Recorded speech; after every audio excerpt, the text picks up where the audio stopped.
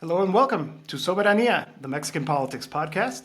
I'm your co-host, José Luis Granados Ceja, a Mexican-born journalist living and working here in Mexico City, and I'm a staff writer and the host of the podcast over at Venezuela Analysis, as well as editor of the Mexico Solidarity Media website. And as always, I'm joined by my co-host, Kurt Hackbarth. Kurt, how are you doing today?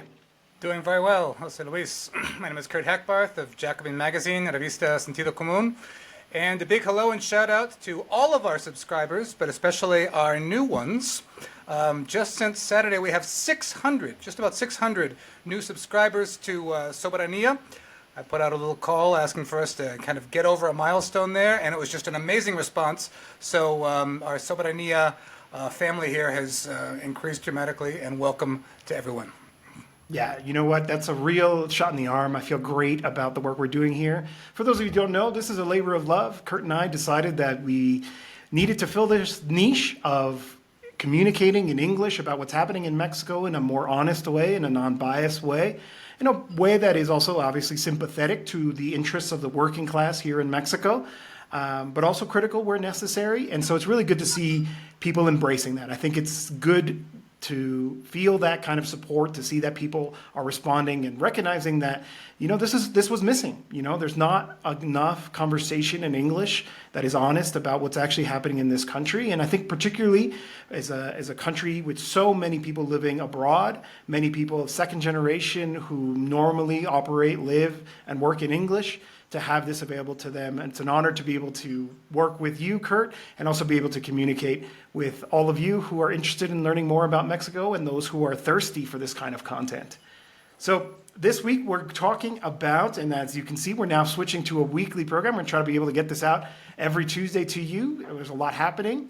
And this week we're going to be talking about the major topics of conversation happening here in Mexico. Just to give you a quick rundown, this week we're going to be talking about the pressures from the right-wing National Action Party to try to confuse things and push it, the Electoral Institute, the electoral authority here in Mexico, to basically intervene in the election and calling for them to make public pronouncements and also trying to, disguise themselves as the representatives of popular interests here in Mexico. And there's a lot to get into that as well. We're going to be talking all about this controversy over the public beaches here in Mexico and this scandal that we've kind of come across with the Banda music, which is offending the sensibilities of the tourists, as well as the forest fires that are happening in the country. And finally, we're going to go through the bad coverage of the week, but this case we're going to be looking at something from TV Azteca, which is a Mexican outlet, and a really kind of grotesque kind of depiction of a political leader here in the country. We'll get into that. You'll see it for yourselves. Honestly, I found it hard to believe they were willing to go that far, but it really speaks to the realities of this country. So to get started, let's talk about the INE, and I'll hand it over to you, Kurt, in a second, but I wanted to set the scene. So what we've been hearing a lot from the opposition here in Mexico is them expressing concern about the fact that Morena is out there and telling people that it's thanks to López Obrador, the Morena lawmakers, that social programs, as we know, we talked about a lot on this program, the cash transfers to the elderly, the cash transfers to the students, the supports for people planting trees and Sembrando Vida, the support to young people in Jóvenes Construyendo Futuro. These social programs they're implemented in the way that we know them today in 2024, thanks to the López Obrador government. Obviously, this is part of the reason why López Obrador is wildly popular in the country, but this is an election time, so people are talking about politics. People are getting into the reasons behind why these social programs exist now and why they didn't exist before. And of course, that is really worrisome for the right-wing opposition because they're trying to go out there and pressure the National Electoral Institute, the INE, as we call it here in Mexico, the electoral authority, to basically intervene and say, no, Morena and your candidates, you're not allowed to talk about social programs. These are constitutionally guaranteed programs, and therefore they cannot be a subject of debate. And are actually, just before we started recording, there was a tweet by Marco Cortés, the president of the PAN, actually asking the INE to intervene on this subject. So why is this a big deal? If you allow me real quick, Kurt, to just kind of set the scenario. Sure. I have an article from last year that I wrote called Protests Against AMLO's Reform Reveal the Strongholds of Mexico's Ancien Regime. The so-called defense of the INE has become the rallying cry of an opposition incapable of winning broad support.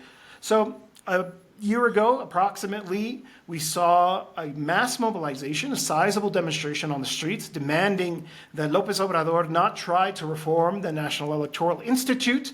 And this is important because, as I mentioned here in the headline, these neoliberal institutions, these autonomous, organs of the state which aren't directly elected, they're kind of a holdover of Mexico's democratization period, where there's a very specific moment, a very specific kind of mindset that created the INE, that created the Transparency Institute, the various autonomous bodies that exist here in the country. And yes, they were the product of social struggle, of people demanding that Mexico actually fulfill its obligations to the population when it comes to the democratic will of the population. But the effort to reform them is basically an effort to bring them under democratic control once again. They've become these bloated, gilded bureaucracies that spend extraordinary amounts of money, that are uninterested in the welfare of the people. It's kind of that 1% that sits on top of society. And these are places where all of the stars of Mexico's private universities and the poli-sci departments and the law faculty want to end up. It's kind of the golden gig in the public sector. And so there was a pressure to change in all this.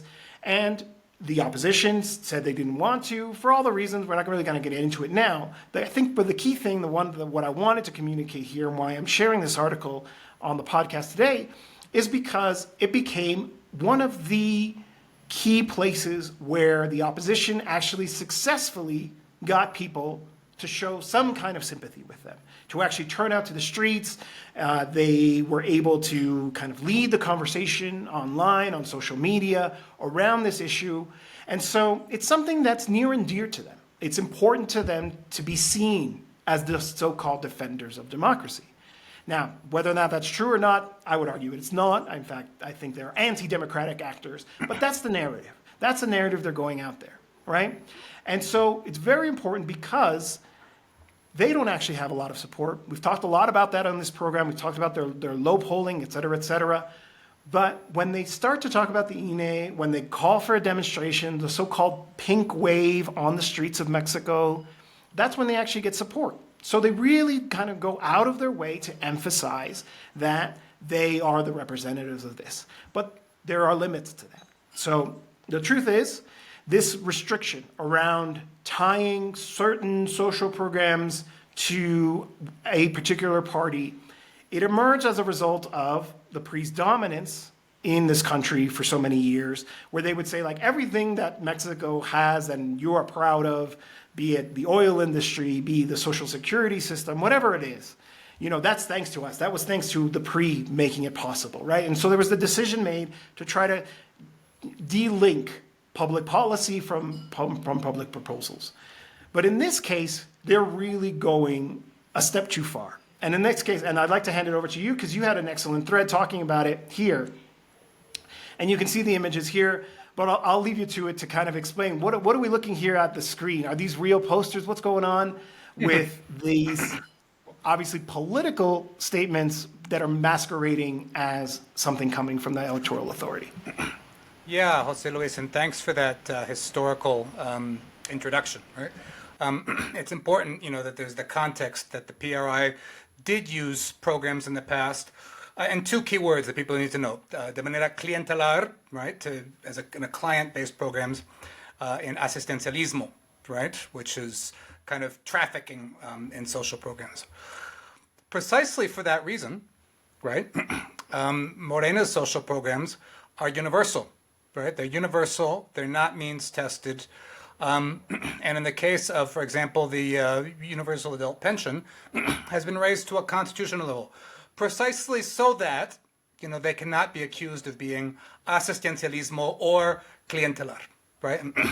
So it's the idea of universal programs, not fiddling around with means testing, which really goes into this idea that Claudia Sheinbaum is pushing on the campaign trail, that these things are rights, right? These things are rights by the nature of being a Mexican, right? That you have a right to these scholarships, you have a right to, you have the pension, you have a right to, right, these different programs, right? That's a very important shift in paradigm, right? That these things are rights and are not, for political favors or to show up at rallies or to, vote by employees and such, right? The Mexican political ecosystem used to be filled with layers of middlemen distributing, these social programs. And that was, how they got their followings and then, amassed their power and then became political figures in their own rights. So this whole idea of direct transfer programs that are universal, that are rights and that are enshrined in the Constitution is designed to change that paradigm completely. What the opposition is doing is trying to paint them as being programs from the past. Because I think that's the only thing they really know, right? Those kinds of clientelar asistencialismo kinds of programs. And they seem convinced, in their very puny little way of analyzing this campaign, that the only reason they're losing is because people are bought off by these programs. That seems to be the only way, and it's like not because they're running a bad campaign, not because they had terrible governments for decades, not because their candidate is weak, but because of the social programs. The social programs, the social programs, the social programs. People are being bought off by the social programs, right? Just like our friend Eder Peralta from NPR, who we mentioned in the very first episode, right? People are bought off by the social programs. And the problem is, it's one thing for Eder Peralta to say something stupid like that on NPR, but the opposition apparently is now believing their own rhetoric, and they think that, right? That, it's the social programs. So they've been focusing, laser focused on the one issue in this campaign that is the worst for them.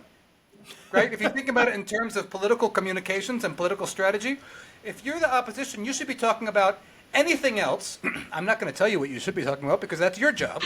But you shouldn't be talking about the social programs if you're the opposition, right? Because they're popular, because they're effective, because they're rights, because Morena managed to institute a raft of social programs without raising taxes, right? When the opposition always said there wasn't money to do these things. It turns out there was, right?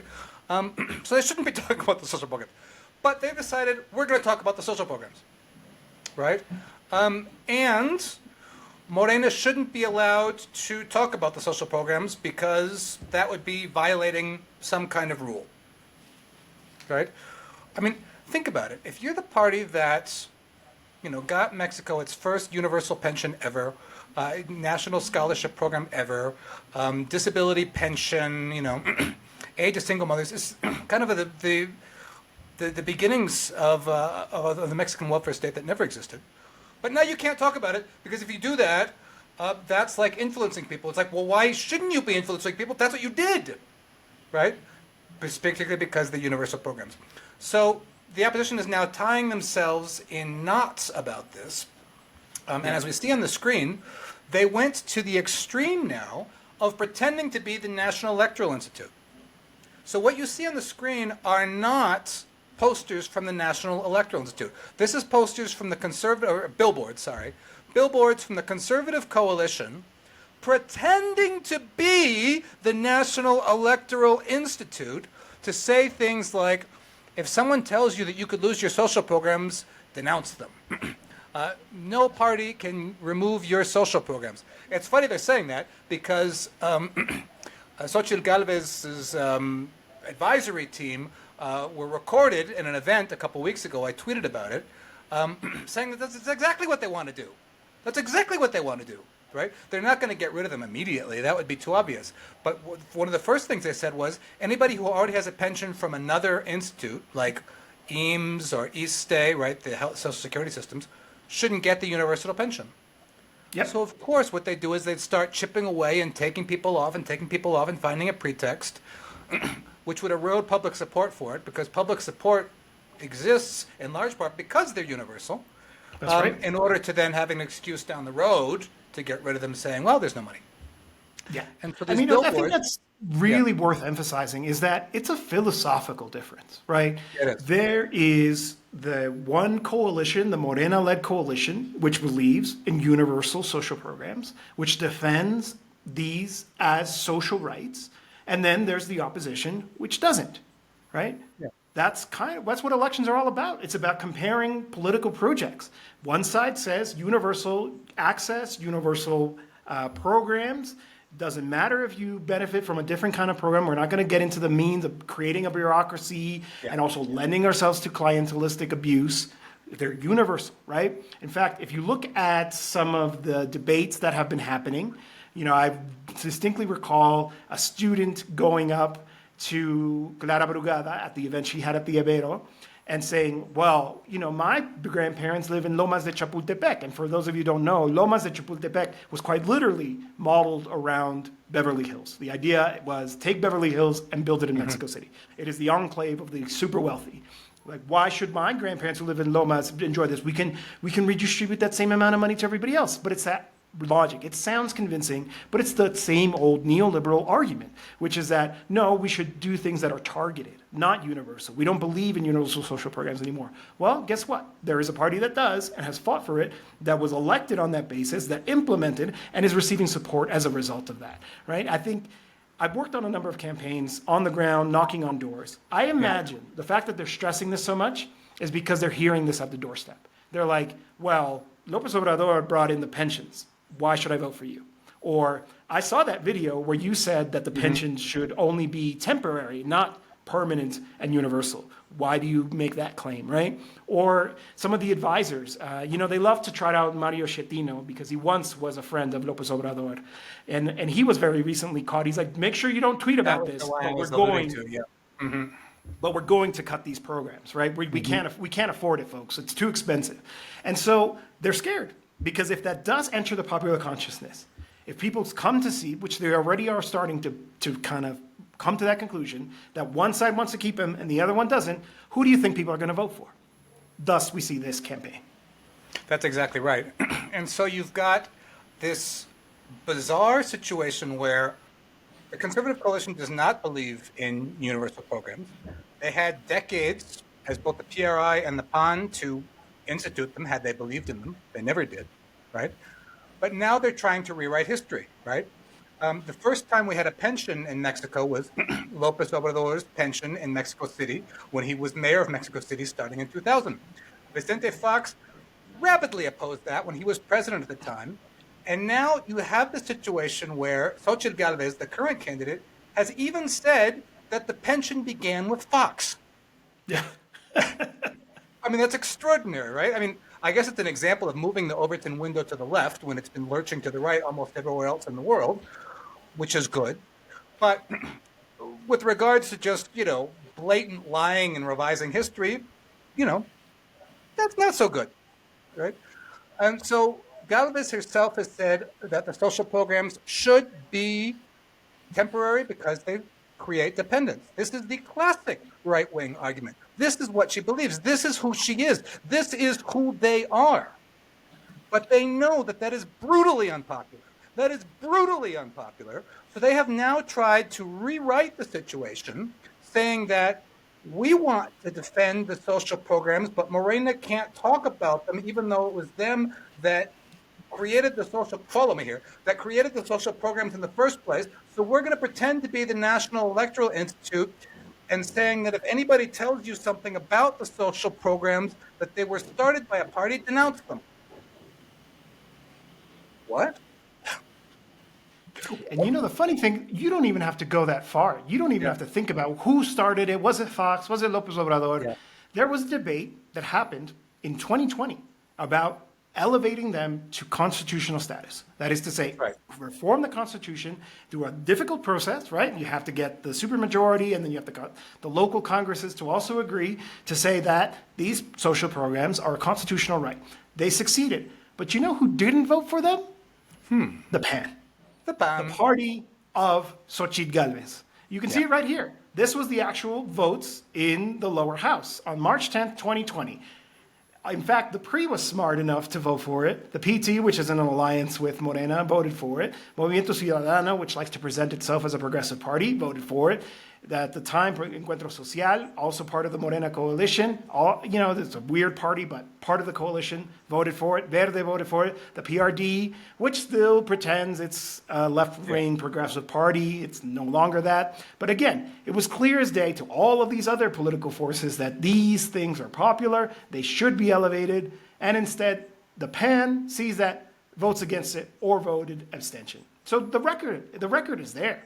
That's why they don't want to talk about it. Because they know that the PAN is on the record as being opposed to these social programs. And they want to gag other people from talking about it as well. But in their clumsy way of doing it, all they've done is focus the debate over the last few weeks on the social programs. And that is just such a gift to Morena. Yeah. It's just such a gift to Morena, for one thing. And the second thing is that it's also focused the debate again on the National Electoral Institute's partiality, which has been a long-standing problem in Mexico, which foreign media just don't get. They don't get, right? When they always say, Morena wants to attack the National Electoral Institute, right? What we see here is a National Electoral Institute which hasn't yet acted to get those billboards down. I think they've asked please. I think they've asked pretty please, right? But I don't think so they issued an order officially, and they were at the very least made to take them down from social media. So you can't find those images. In fact, there was another one that was uploaded 2 nights ago, and I was trying to find it, and it's been deleted. Cortez, right? By Cortez, exactly. But we do see here on the screen, right? Like, they're not letting it go. They're like, okay, fine. We're not going to use the logo of the INE anymore because that gets us into trouble. But we are going to ask them in this tweet. It's from today. It's from a few minutes ago, April 1st. Today, we made a petition to the National Electoral Institute of Mexico to design a strategy to promote institutionally, to inform the citizenry of the social programs that they belong to all the Mexicans, and nobody can use them or condition them with electoral ends, right? And I get that actually what he's saying, I don't have a taken issue with. We shouldn't say, if you don't vote for us, we're going to take away your social program. That is an electoral crime. It shouldn't happen. But that's not what's happening. What Morena is doing is reminding them the universal social programs you have are thanks to us being elected in 2018, and if you want them to continue, re-elect us. I don't see a problem with that. I think if the INE sanctions Morena for talking about this, for talking about social programs, I think that would be in excess, because this is an election. This is when we decide. Listen, if you're so for social programs, why did you vote against them in 2020? You should have the duty to explain that to the population and convince them that you've changed your ways. And if they don't believe you, that's your fault for defending a certain policy for 6 years and then changing your mind because it's election time. Yeah. And so, all this time we're talking about the social programs, right? And, the polls haven't changed. The polls haven't changed. Claudia Sheinbaum has the same advantage she had a week ago, 2 weeks ago, 3 weeks ago. Meanwhile, the INE has said, for example, that it's very difficult for them to investigate that whole bot campaign about narco presidente, narco Claudia, narco all of this, right? So it really has put the debate back again on a footing that benefits Morena, which is the National Electoral Institute partial or impartial? Are they in cahoots with the PAN? Even if they're not, the fact that the Conservative Coalition felt so comfortable borrowing and using their logo gives the perception of this. And allow me to be quite cynical for a minute here, because I think this puts Morena in a bit of a tough situation. While it is true, I totally agree with you that at least everybody's talking about social programs and it's part of the national discussion right now. We do know that the ultimate strategy, the worst case scenario strategy for the opposition is to cry fraud if they lose. And all of this noise around whether this or that is legal, is this an electoral crime, all that, plays into that strategy in the sense of, come June, after the election day, if polls stay the same and Claudia is elected president and they start to cry fraud, they may actually try to nullify the election. They may actually try to petition the INE to say, do not approve this election. They were talking about social programs, and you didn't run this campaign, even though we begged you to inform the population that social programs are a constitutional right, et cetera, et cetera. And then the electoral tribunal may ultimately side with them as well and actually nullify the result. Again, that would be a disaster scenario. I think it would destroy this country. I think ultimately it would probably strengthen the progressive leftist forces in this country who would see it as an attempt to steal their rightful victory. But I do think that Morena is in a tough situation of, yes, wanting to talk about social programs, but also not wanting to feed this notion that this could potentially be a rigged or unfair election, and providing arguments to the opposition so that when they submit their brief to the electoral tribunal, they might actually get a couple of people to vote on that tribunal to nullify the election, which again would be a nightmare situation for the country. Yeah, just to comment on that, and that's very important. Thanks for saying that. They're trying to create a whole dossier of possible reasons to invalidate the election, right? One of them is López Obrador's comments at the morning press conference, the Mañanera, where the president is not supposed to be, intervening in the campaign in any way. So the INE has now said he can't say things like oligarquía corrupta, right? He can't use the term corrupt oligarchy, right? As if not talking by not mentioning it means it doesn't exist anymore, right? So they're going to create a whole list of things that AMLO has said at the Mañanera to try to find, reasons there to say that he intervened in the election. The whole thing about narco-violence, right? That whole narco-violence campaign was to try to say that the violence has created conditions where the election couldn't be carried out, or if it was, that it was compromised or corrupted in some way. And this is a third one. This is a third one, which is this idea that Morena was using social programs like the PRI did in the past, right, to try to condition voters, right? So we have to be very careful. It's not going to be so much the election this year as the post-election, right? And I think that's sometimes hard for people who are not as familiar with Mexico to understand the process, because in the United States there doesn't exist there isn't a national electoral institute. It's each state that validates the election. So it's 50 states that you're fighting in that case, as we saw Trump tried to do in 2020. And there isn't an electoral tribunal. This is a separate court that is specifically devoted to electoral matters. All of this was set up in the past precisely because Mexican presidents back in the imperial president era did put their thumb on the scale in elections, right? Most infamously, Vicente Fox in the 2006 fraudulent election, and he's admitted it since.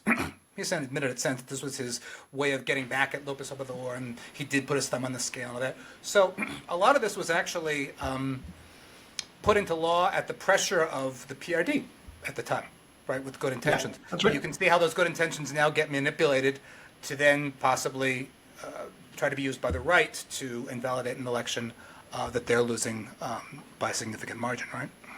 Yeah, exactly. Well, I think we should move on to our next topic, which is this case of the disgruntled tourists. Maybe, Kurt, you can set it up for us. So what's going on here? All I saw on social media was a lot of posts about gentrification. Suddenly everybody is a fan of Banda music. Yeah. What's going on here? All right, so this is an interesting one. For those of you who don't know much about Banda music, Banda music is Mexican music played with wind bands, right? And it's actually a long tradition in Mexico that dates back to the 19th century, right? And it has a lot of different influences there, and it's very complex, right? One of the centers of Banda music in the country is in Mazatlan, right? It's the center of a kind of Banda called La Banda Sinaloense, right? And so there's some very famous bands that have come out of there. El Recodo, El Limón, MS, right? There's a bunch of very famous bandas that have come out of that area. So it's known as the cradle of Banda music, right? It's important. They play out in the streets, they play out, on the beaches, and there's a very long malecón, right? A very long boardwalk out in Mazatlan, so there's a big space for that. Right, and it's an important part of the history there. So, from what I understand, a group of hotel owners, got it into their head that this would be a great idea. I'm sure because the foreign tourists that go to Mazatlan complain that we don't like the banda music. decided that it would be a great idea to try to get an ordinance restricting, where and when they could play their music, right? And the response was pretty predictable. Basically, F you. Well, I said fuck in the last episode, right? I said it a bunch of times, and I was talking about those tweets from 60 Minutes. So the response was basically fuck you. And so the bandas got out and started playing a lot in public, right? As a way of saying, this is our public space. Public space is ours, right? In so many words, if you don't like the noise in Mexico, well, sorry, this isn't Canada. We don't grow up in like soundproof cocoons, right? This isn't, some kind of gated community outside of Tucson, right? This is Mazatlan. If you don't like it, you kind of know where you can go. So here's some of the protests. That's where this whole conversation around gentrification has come in, which is that, we should understand, gentrification, I feel, is a imprecise word. I once heard someone refer to it more as bourgeoisification, which is to say, so these bourgeois forces or petty bourgeois forces, come in and try to impose on the host community or country their way of seeing, their way of enjoying things, and displacing the locals, right? It's an echo of colonialism. It's that same kind of logic. And there was a video that I think in a lot of ways really sparked the conversation, which was, there was a group of very white people on a balcony in front of the water, in front of the beach, at a beachfront property, listening to music that they like, which they're, of course, entitled to enjoy, whatever they enjoy. But, of course, the performance was interrupted because a Banda band was playing on the beach. And then that's when you saw all these signs, you are not allowed to play that kind of music here in front of our property, et cetera, et cetera. But here, you mentioned that this has led to an explosion of protests, and it's actually quite fun to see, and we're going to put this clip real quick.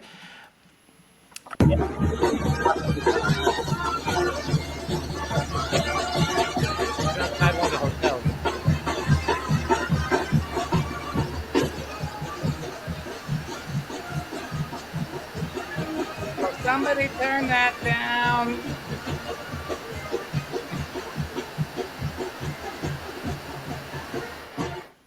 So there you have it. For our listeners, people who aren't tuning into the video, that's a protest happening outside one of these hotels that made the effort to try to say, hey, you're not allowed to play this regional music here anymore. And obviously, with all the right kind of anger, I think, people turned out and said, and I like this, you got involved with the wrong generation, right? Yeah, you and messed also, with the wrong what a mistake, right? This is loud music. It's played with brass instruments. You can see, for those of you who aren't watching, but you can see on the screen, large instruments. They're going to make a lot of noise. Basically setting up for the perfect kind of protest, as we can see here. Now, I don't want to simplify the issue that in Canada and the U.S., there's no noise, and here there's noise and people love it.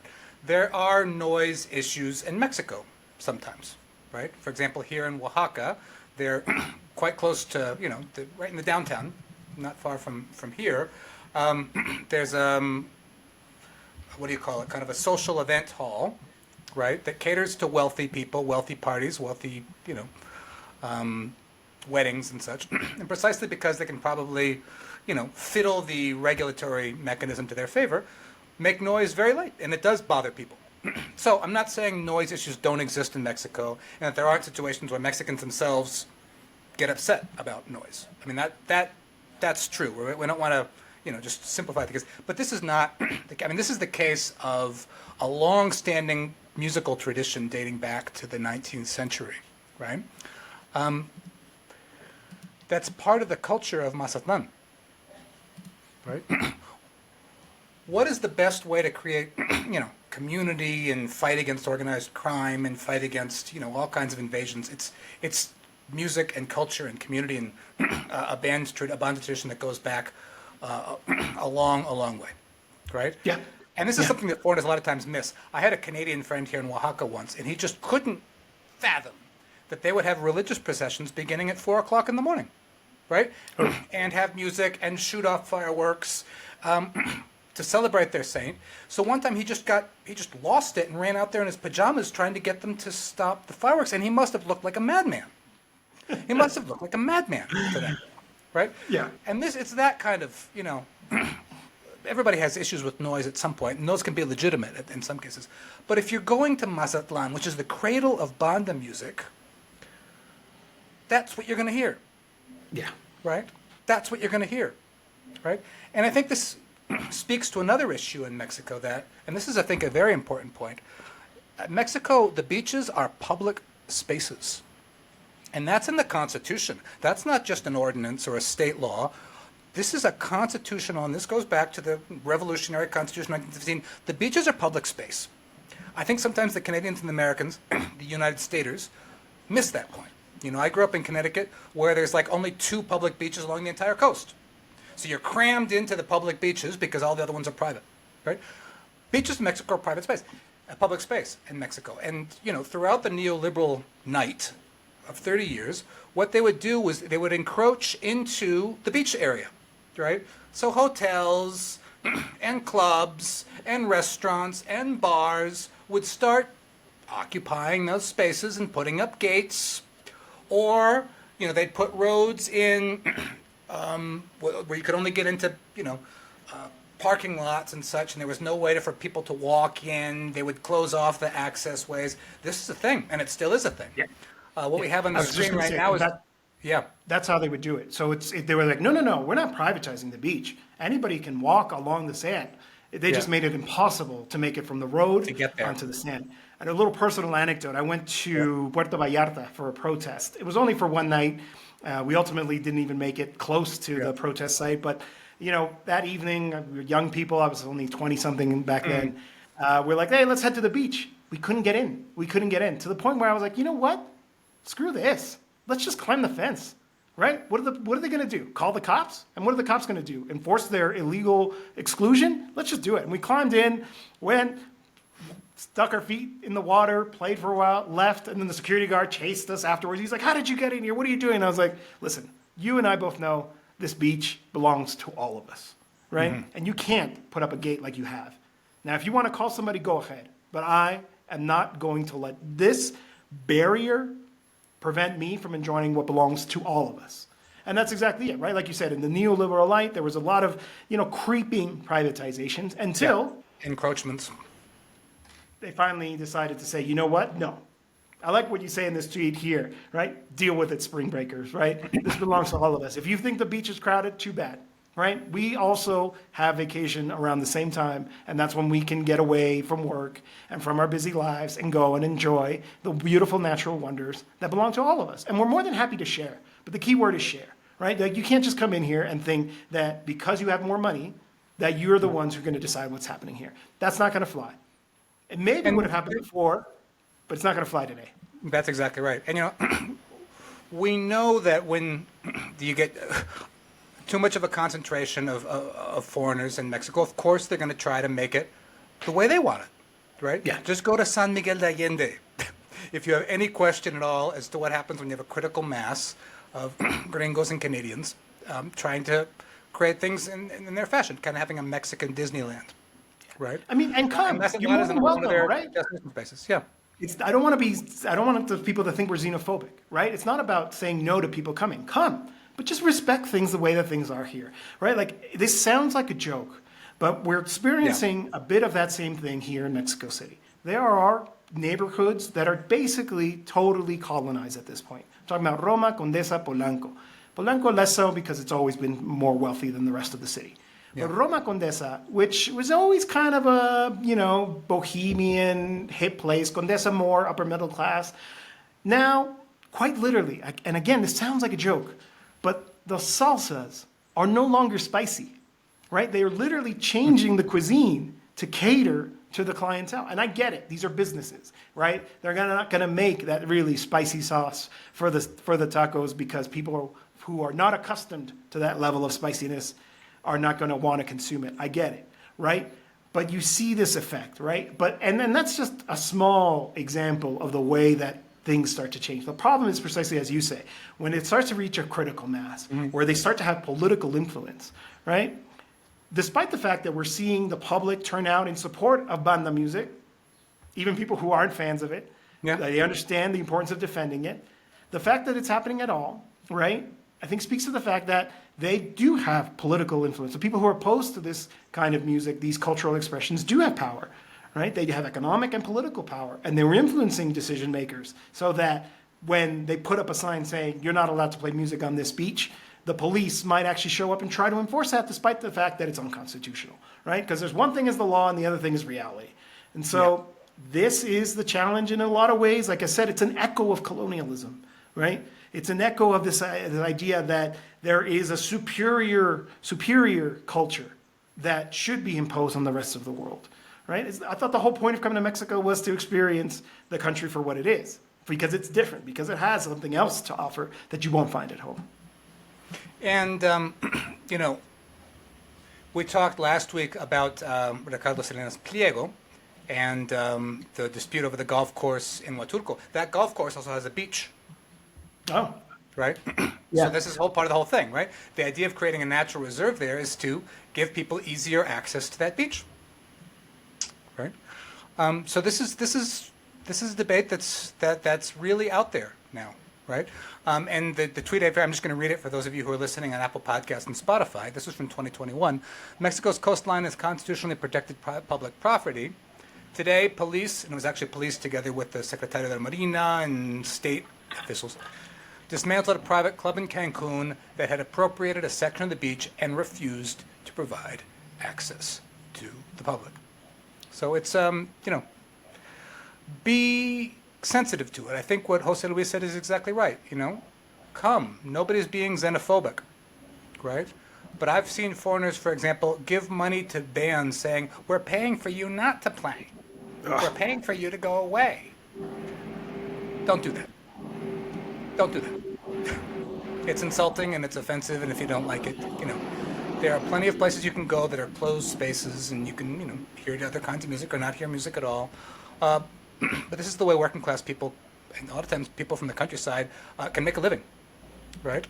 And López Obrador actually weighed in on this dispute just today, I think. And he said they're trying to do the same thing with the organ grinders in Mexico City.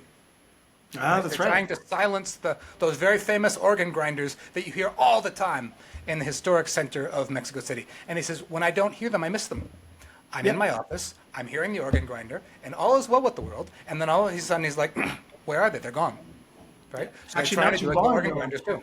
Yep. There was a U.S. model who's living and working in Mexico, and she, I guess not really thinking of what the consequences could be, uploads a video criticizing the organ grinders, saying this is the worst thing about Mexico. It sounds horrible. She was very quickly canceled for that. I'm not really sure actually what happened. I think she may have ended up going back home because people don't think kindly of that, right? That's not something that people are going to just let go by. And I think it's right, and I'm glad to see the response.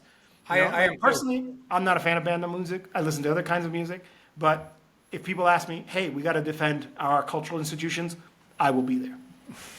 Climbing the fence to get there, right? That's right. I think the statute of limitations is applied, so I can confess to my crimes of youth. Well, anyway, we were also talking this week about, and it's related because this is all about tourism, about the power of these economic groups, of overexploitation, around this issue that we're seeing a lot of noise around water consumption and the subsequent drought and the forest fires. So set us the scenario for us, Kurt. Yeah, so there have been a couple of front page headlines in the Jornada recently. One of them has been talking about we're in the tail end of the dry season here. For those of you who don't know about Mexico, Mexico is divided really into two seasons: the dry season and the rainy season. Right? Traditionally, the rainy season is somewhere between May to October, give or take. I know there's a lot of debate on that, but those months. And then from October around through to April, you won't get much rain, right? That's the dry season. So the tail end of the dry season is the hottest time of the year because it won't have rained hardly at all, and it's also it's the driest, so it's the most dangerous for what we see on the screen here. 18 states, 95 forest fires blazing. Some of them here in Oaxaca as well, right? Just a couple of days after that, there was a headline in the Jornada talking about how investment funds, right, focused on water management, are making quite a bit of money in the world. It was talking about the iShare Global Water Fund, which has, accumulated a 61% return over the last 5 years, 113% over the last decade, according to BlackRock, right? So, water is now being traded on, on futures markets and such, and these funds that bring together companies that have to do with water management are doing very well, right? As it says here, their interests have extended to developing and emerging economies. Goldman Sachs said this will continue going up, and this is something important that agricultural and industrial use of water in Mexico uses, I think in the world, 88% of water use, only 12% for domestic use. In Mexico, it's even worse. It's even worse. 12, not even 12% gets to homes because of, big ag, because of all of the refresqueras, the soft drink industry, the beer industry, mining, not even to mention mining, right? So Mexico is having a severe water crisis. And this is something else that foreigners and tourists need to be sensitive about, that concentrate in these hotels, these big hotels that, besides not liking Banda music, are also big water hogs. They're That's big right. water hogs, these hotels. Right? There's a really good slogan here, which is "No es sequía, es saqueo," which is it's not a drought, it's overexploitation. That's So what's right. happening here, there is more than enough water to go around. Obviously, we should be also implementing, controlled use, and it's not, a limitless resource. But there is enough water, but it's being hoarded. It's being controlled by these. And in fact, you mentioned the beer companies. And I remember the famous consultation that happened in Mexicali, which was a very long protest, a long struggle of people rejecting the building in the middle of a desert of a beer factory for export to the United States. And the building was actually done. It was almost ready to go. And López Obrador says, let's put it to a vote. Does this community want it? Are they willing to sacrifice the jobs that it would mean to shut this place down, but preserve the water? And it was an overwhelming victory. Yeah. And that factory didn't open. Oh boy, did they make a lot of noise in the business pages when he did that. What was it? Mercurial is the word that they like to use. The Mercurial López Obrador New York Times admits important decisions to the vote of the population. They do the same thing around the airport. But ultimately, that was the right call. You can't demand these kinds of water resources for an export-oriented business in the middle of a desert. And AMLO said, as Constellation Brands, I think they're called, said, go to a part of the country where there's water. You're welcome. Yeah. We can work it out. Right? Because there are definitely lots of places, I don't have the map in front of me, Yeah. but there are places where, in fact, there's too much water, where they have a flooding problem, right? The opposite problem. And so, here in Mexico City, it's a pretty severe water crisis right now. Fortunately, I happen to live in a part of the Oaxaca's city that terrible. always has water, right? But it is a problem. And we need to take more measures to protect that resource to make sure that there is enough. The rains haven't been plentiful enough over the last few years. The reservoirs are low, right? This is a real issue. I think about Venezuela. Their 40-something% of the electricity generation comes from the Guri Dam, and that plant became non-operational as a result of a drought. So these can have very serious national security consequences, right? But, I think the focus needs to be on who are the big users. And it's not you and I who are taking the 15-minute shower instead of the 10-minute shower, right? Yeah, I've got a piece in Jacobin from a couple of years ago. You can Google it. It's called Multinational Corporations Are Sucking Mexico Dry, the classic Jacobin dramatic headlines. And I wrote this around the time when Monterrey was going through its water crisis, now that other cities are going through something similar, right? And it talks about how we got here, right? And a large part of it is the National Water Law of 1992, which was passed by the Salinas de Gortari government right in the run-up to NAFTA, and it has everything to do with NAFTA. It created these artificial water markets where basically the water authority in Mexico was required to shovel out licenses. shovel-out licenses, creating a situation where you have water millionaires, both individuals, some very well-known names in Mexico, Salinas Pliego among them, Robinson Burs of the Pachoco, Ancira Elizondo of Altos Hornos de Mexico, Daniel Chavez Moran, Quintana Pali of the Xcaret theme parks, if you've been to those. So these are wealthy, Mexican magnates that have gobbled up these water licenses to create these artificial water markets. They tried to create markets in something that is, the quintessential public good, which is water. How can you create a market for water, right? When it's just like Daniel Day-Lewis in There Will Be Blood, right? I suck your milkshake, right? You know that movie, right? Yeah. If you're giving out these water licenses, they're sucking everybody's milkshake. Yeah. Right? And it's also, of course, you've got the multinationals in the game, Coca-Cola, Pepsi, Danone, Nestle, Bimbo, AGA, right? 35 billion gallons a year out of the ground for them in Mexico. And, of course, Danone is in on the market for garrafones, which is the 19-liter drinking water jugs that people have to buy because the tap water is undrinkable. So every time you buy a Bonafont garrafon, it's Danone. Right? Yep. You get both a group of wealthy and oligarchs. AMLO can't mention the word corrupt oligarchs anymore. He's gagged from that.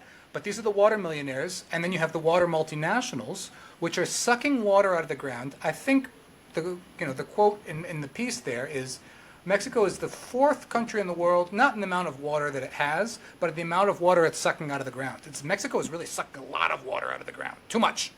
Yeah. Right? Yeah.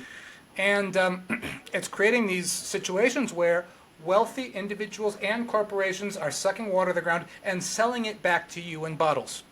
Yeah. Right? So Mexico is tops in the world in bottled water purchasing, tops in the world in soda consumption, right? Up there in beer.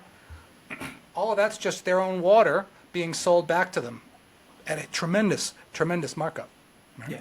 And there are pretty major consequences. We saw this in the headline, right? 18 states, 95 forest fires. That's pretty serious, right? Yeah. This is the consequence of that. And here's the other worrying fact about that. It reminds me of Bolivia. Right before the coup against Evo Morales, what were the headlines about that country? The forest fires. Yeah. Right? What was part of that effort to undermine support for Evo Morales and his government?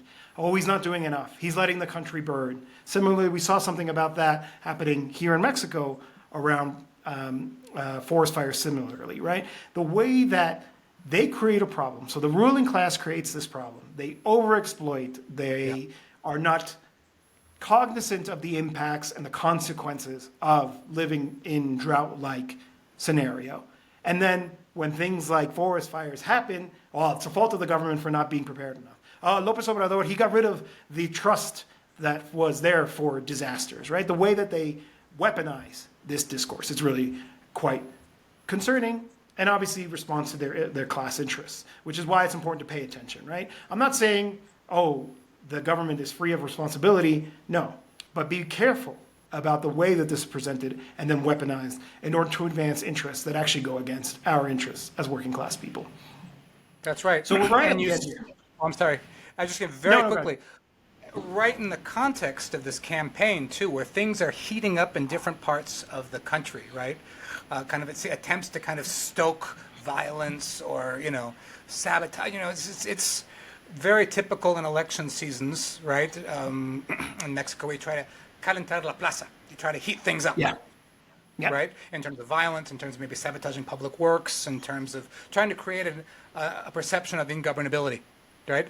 And something like forest fires could play, as you've seen in the past, right into that. Yeah. And I think that's a perfect segue to our last segment here before we wrap up for this week, which is just the links that private media outlets are willing to go to. Now, we've talked about TV Azteca on this program before. We talked about it just last week where they but they were the ones who were most amplifying this so-called protest by alleged normalistas, which turned out to be actually likely people who are masquerading as normalistas, as supporters of the quest for justice for the forcibly disappeared 43 students from Ayotzinapa, distributing this information, trying to sow this discord between social movements and Morena in election season, but they've reached new lows. Now, I thought that was bad. I thought whether or not they were directly behind it or just happened to be the ones who were on the scene to distribute that information, I thought that was pretty low. I thought that was pretty dirty campaign tactics. But this is a new low. So what we see on the screen here, for those of you who are only listening, is actually a tweet from TV Azteca about a new program that they've developed about puppets. How cute, right? Oh, look at these puppets. It is quite possibly the most offensive program I've seen. I'm not going to play the audio because it's not necessary, but basically what it is a press conference. And what they have there on the screen is a grotesque depiction of a political leader of Mexico named Citlalli, who is the Secretary General of Morena, who is also a senator for the party. And in fact, they put her as Senadora con C, which is to say, she is not a senator. She is a person who eats too much. So she's a heavy-set woman. She's the first one to say that, yes, I am an obese woman. But the insistence on using that to criticizing, the fat shaming, I didn't think that I would see something Total like fat that shaming. Yep. in 2024. I couldn't believe it.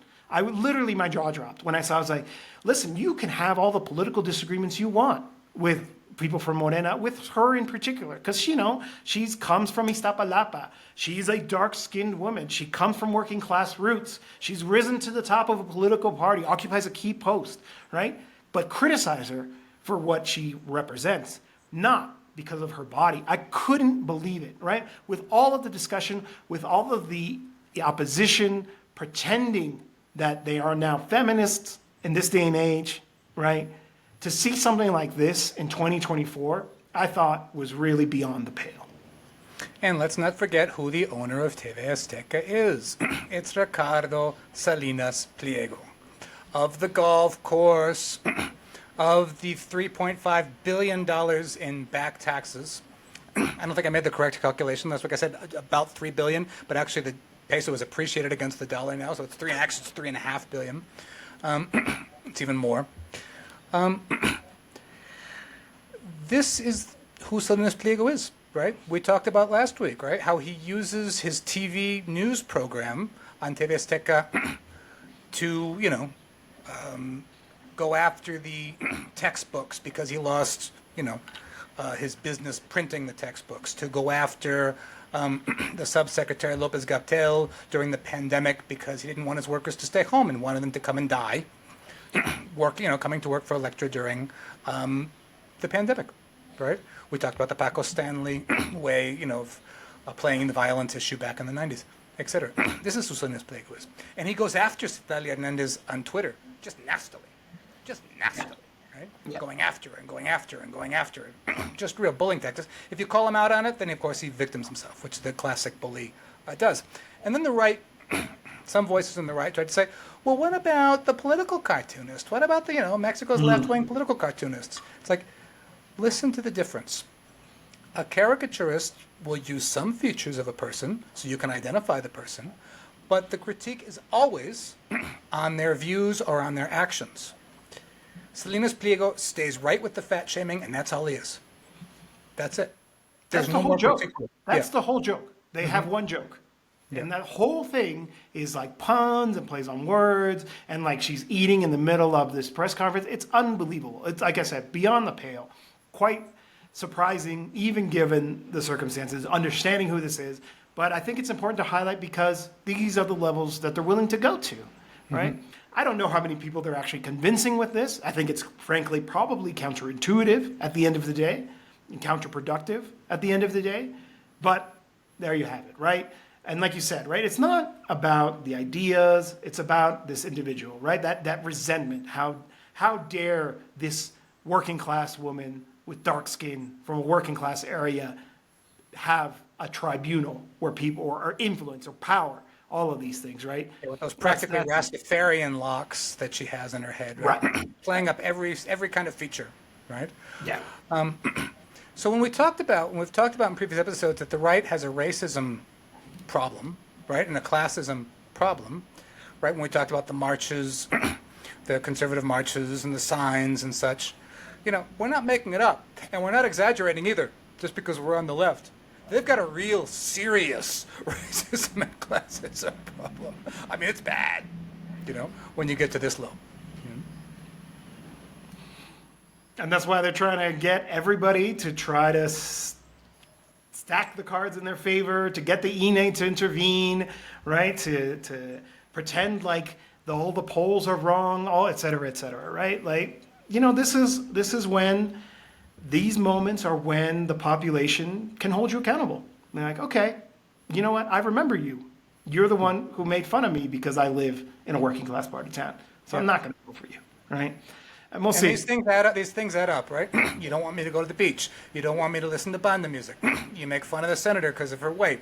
You make fun of us because we're supposedly indios, right? Or we're patarajada, or we're this, or we're that. It's just an accumulation of details. It's like, all right, well, if you don't want anything to do with me, well, why will I vote for you? Well, of course I will. Exactly. And we didn't get into it now, but suffice it to say, nothing has changed in the last few weeks. The polling numbers are basically the same. If anything, what we're seeing is an increase of interest in people wanting to vote, right?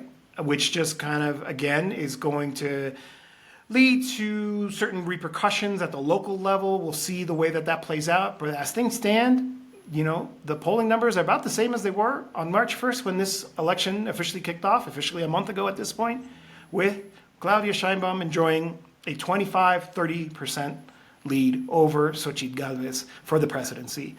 We'll see what else comes up. The first debate's going to be this Sunday, right? So Xochitl's really going to have to try to throw all her spaghetti at the wall and see what sticks, right? Yep. And try to make up some ground. Yep. And of course, we'll be here to break down the debate on Soberanía, the Mexican Politics Podcast, coming to you on a weekly basis now. We make an effort to record on the Monday, so we'll break down Sunday's debate, and we'll publish this on Tuesday morning. And please share with us your questions. I know that there's a couple of people now asking us to get into it. We promise we will get into some of the topics that have been suggested in the comments. I love the comments. It's so great. Like I said, this is a labor of love, They're right? great. It's just a handful of people deciding that we want to get this information out there. So knowing that it's resonating with you means a lot to us. I know it means a lot to me personally. This is the reason I decided to move back to my home country, to Mexico, to be able to do this kind of work, to use my English speaking abilities to the benefit of the working class in this country. So I'm really glad that people are enjoying it. And I really appreciate everybody listening to you. And please share with your friends. It really matters. Hit subscribe if you can. Tune in and follow us. It really helps the algorithm as well. If you see it pop up, tune in and put it on other people's feeds as well. Thanks again. And Kurt, as always, it's been a pleasure. Great. We appreciate it. See you next time.